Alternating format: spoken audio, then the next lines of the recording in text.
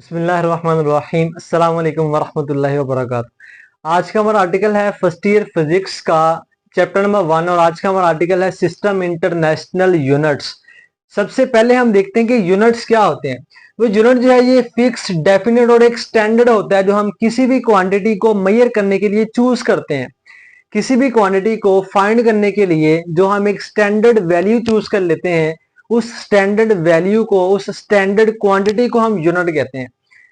और आज से काफी अरसा पहले जो यूनिट यूज किए जाते थे वो इतने रिलायबल नहीं थे, वो इतनी एक्यूरेट मेजरमेंट नहीं देते थे।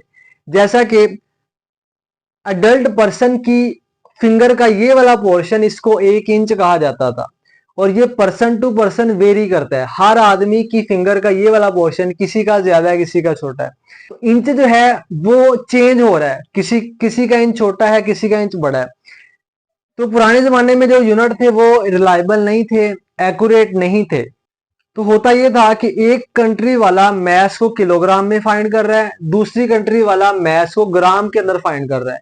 जो किलोग्राम में फाइंड कर रहा है उसको ग्राम का नहीं पता, जो ग्राम में फाइंड कर रहा है उसको किलोग्राम का नहीं पता। अगर पाकिस्तान वाला किलोग्राम में फाइंड कर रहा है, ये अपनी गंदम किसी और कंट्री में लेके जाता है और उनको जाके कहता है कि मेरे पास 50 किलोग्राम गंदम है, आप मुझसे ले लें। वो कहता है मुझे किलोग्राम का नहीं पता, आप मुझे ग्राम के अंदर बताओ। अब इसको ग्राम का नहीं पता, तो अब इनके दरमियान बिजनेस नहीं हो सकता, कारोबार नहीं हो सकता जब तक उसको किलोग्राम का ना पता हो और इसको ग्राम का ना पता हो।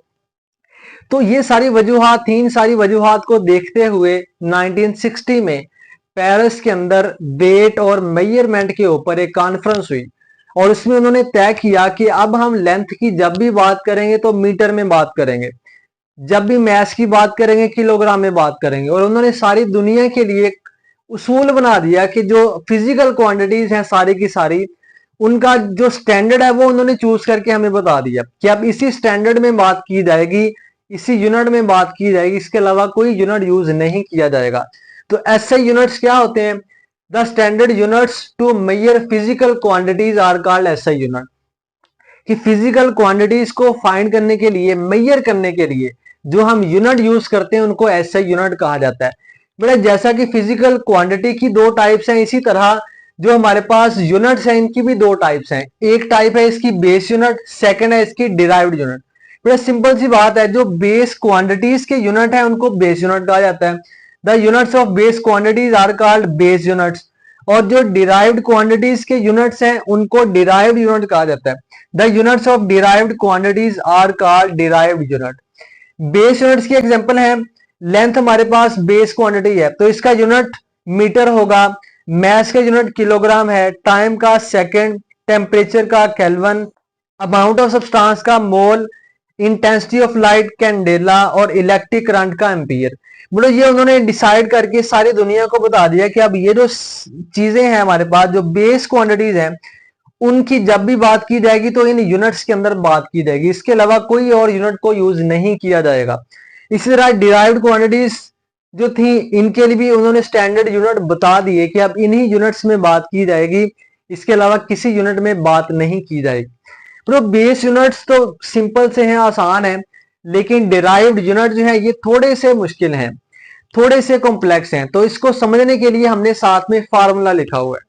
तो जब हमने डिराइव्ड क्वांटिटीज का यूनिट बताना है तो एक तो तरीका है कि हम इनके यूनिट्स को रट्टा लगा के जबानी याद कर लें, लेकिन ये थोड़ा मुश्किल तरीका है। आसान तरीका ये है कि अगर हम डिराइव्ड क्वांटिटी का फार्मूला याद कर लें तो फार्मूले के जरिए से हमारे पास यूनिट बन जाता है।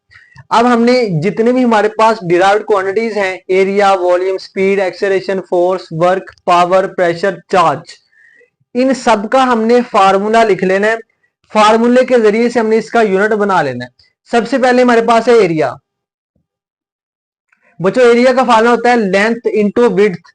लेंथ का यूनिट भी मीटर और विड्थ भी लेंथ होती है, इसका यूनिट भी मीटर। तो यूनिट क्या बन गया? Metre square. वॉल्यूम का formula length width multiply by height, तीनों का यूनिट मीटर होता है, तो क्या बन गया? Metre cube. वेलोसिटी का फार्मूला होता है डिस्टेंस ओवर टाइम।